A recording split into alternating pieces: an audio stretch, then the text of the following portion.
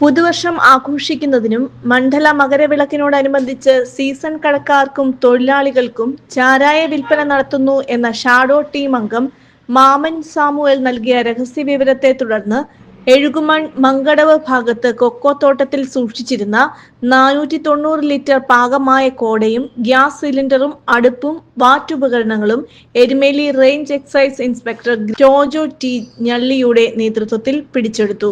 പ്രതിയെപ്പറ്റി അന്വേഷണം ഊർജിതപ്പെടുത്തി. തുടർ ദിവസങ്ങളിൽ വാഹന പരിശോധനയും റെയ്ഡും ശക്തിപ്പെടുത്തുമെന്ന് assistant excise commissioner Sanjeev Kumar S അറിയിച്ചു.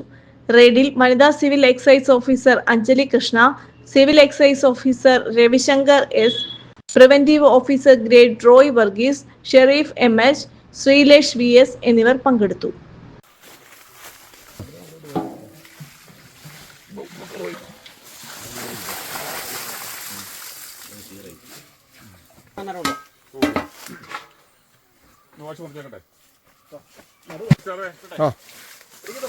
ഉണ്ട്.